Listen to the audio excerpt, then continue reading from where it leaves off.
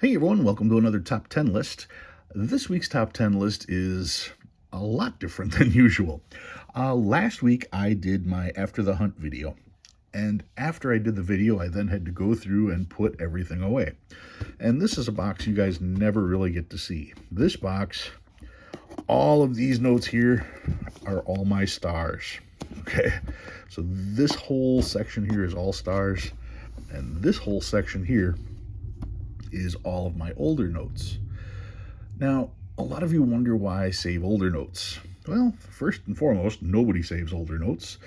But secondly, you never know what new information you're going to run across. And to have this many notes just sitting there to be able to take that new information and look into it, you'd be amazed at the things you can find. And that's what this is. This is my top 10 finds when I went through my old notes. Now, like I said, I always save stuff that's 20 years or older. So when I first started doing this, I started saving stuff that was 1999 and older. We're currently up to 2003A and older, and almost to 2006. But anyway, anytime I'd find those, I would put those in here, and I'd go through them every once in a while and pull out stuff that had writing on it or that was torn. But I decided that this time when I went through my After the Hunt series, that I would actually go through my notes and do it properly, and I was amazed. So this week's top 10 is my top 10 finds from there. And let's see, 1, 2, 3, 4, 5, 6, 7, 8, 9, 10. Okay, number 10. This is an almost, and it's the only almost. I pulled it, I got all excited about it, but it wasn't exactly what I thought it was. It got my attention though, so I pulled it out. It's going to be number 10. What is it? Just a 1999 Federal Reserve note from Atlanta, Georgia. It's the FR series, and you can see here it is from Washington because it does not have the FW for Fort Worth. I pulled this because I have this book, and if you don't have this book, get it. I've had this for a while, but I haven't gone through all my stuff based on this book until now. This is the Standard Guide to Small Size U.S. Paper Currency, 1928 to date. And one of the things that this book has is print runs for the notes for each different year, and it even throws in a little bit of pricing. So when I saw this, we're looking at a 1999 F series. Let's take a peek. 1999 F, and if we look here, FM, and here's the range of numbers, and here's the number printed, and you can see they're worth about 15 bucks. Except mine, the number that they're talking about here, you can see has the FW. Mine's not an FW. So close but no cigar. I got all excited for nothing. Not an expensive note, nothing to write home about. But that was number 10, enough to get my blood flowing. Number 9. I'm going to keep this out because we're going to be going through this a lot. Number 9. This one is from the 2003A series, and it is the block of GA. And what makes this one interesting is, look at the serial number, 99840584. Now, what I did was I took all my notes and I put them in order by year, and then I put them in order by Federal Reserve, and then I put them in order by the actual serial number block letters, and then by serial number. And when I saw this one in there, it didn't add up. And if I looked, this note wasn't in the greatest of shape, so I was about to discard it. But then I looked at the back. And when you look at the back, that's when you can see, I wonder what the best way to, if there's a better way to show it. Let me move this. Maybe you can see there. The bottom of this note isn't quite even. And then when you see the top with this note was cut out of a sheet. This was a sheet note. Literally, somebody bought an uncut sheet of ones and cut them apart and spent it. That's what this was, from an uncut sheet. So I was kind of amazed to find one. Yeah, they're out there in circulation. Truth be told, I probably noticed it right away because of that cut, but that one was number 9. But this one got by me. 99556533. This, it's not until you look right here that you can see this is not cut straight. And that was the giveaway. 2006 series. Once again, this was cut out of an uncut sheet. And you can tell that because the number is that high. Those are the numbers that they use for those sheets. So then when you look at it a little closer, you can see, yeah, they did not cut that very well at all. So I found 2 notes in my older notes that were from uncut sheets, that were cut out of uncut sheets. So that's 10, 9, that's number 8. Number 7. This is from 1999, and you can see it's a Minneapolis note, and this one happens to be from Fort Worth.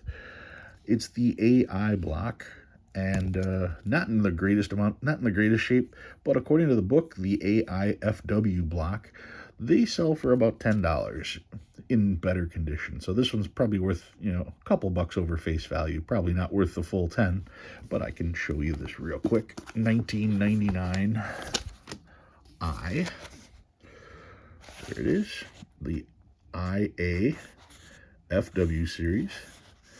There were 12 million printed, and in the book, it books at $10. And their book is for choice uncirculated, but the book is also, how old is this book? Let's see. I can find it in here. This book came out in 2011. So the prices probably aren't accurate anymore, but it does give you an idea, once again, of things that are rare and valuable.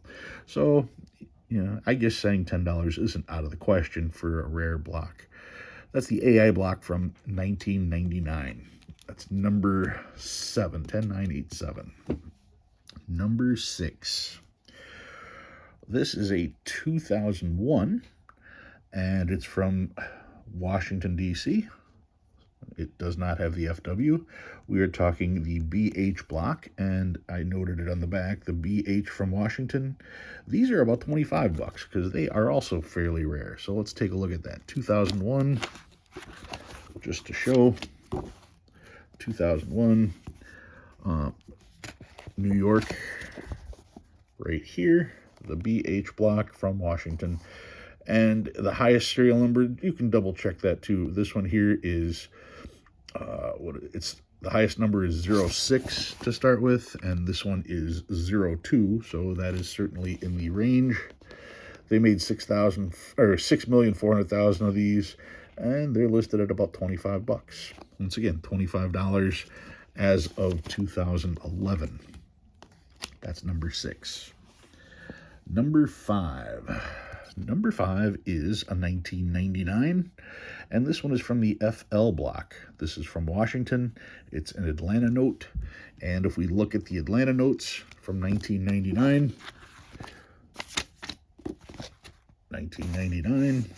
Atlanta FL, right here.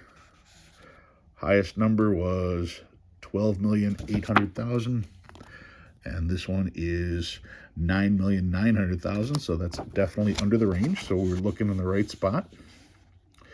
The FL, you can see they have it at $50 in this book.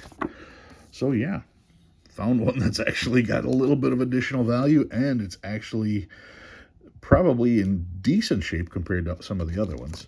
So that one we're going to call number 5. Number 4. Put this down because I want to show some of this stuff. This one here is not the note. This is number 4, and this one is the 1995, and it's from Fort Worth. You can see this one is from Dallas. And what's special about this one is on the back. This one's plate 295. And if we zoom in real close, you can see 295 right there. And I even brought out this here just to make sure, but yeah, you can see 295 on there, pretty good. Hey, you can see it. All right. But I also decided to bring out this one. Plate 295 is the special note because when they engraved the plate, they engraved the number way too small. And here is the size of the regular plates versus the 295. Now, whether you can read that or not is a little difficult, but you can see how small this number is compared to this number. When you put them side by side, that's when it becomes pretty significant. Even if I go like this, does that help? I don't know. This one is 287, and then we look here, and that tiny one is 295. So yeah, side by side, you can see the difference in the size of the engraving. That's the normal one. That's the engraving error on 295. So that one is number 4. Number 3 is another one. I actually found 2 of these. 2 of the engraving errors. Once again, another 295 plate. And if we look, there's the 295. And compare it to the other one, you can see how much bigger this 287 is compared to this 295. So yeah, 2 of those hiding in my collection that I was unaware of. So that one is number 3. Number 2.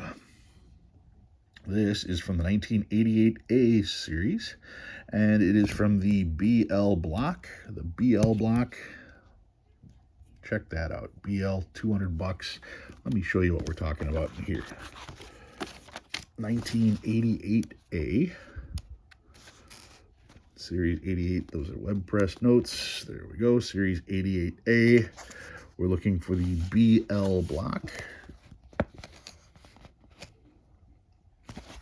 Okay. Series 1988A. And here we go. The BL block from 32 million to 38 million. And this one is 32,000,006, so that's in the range. And when we look right there, choice uncirculated, $200.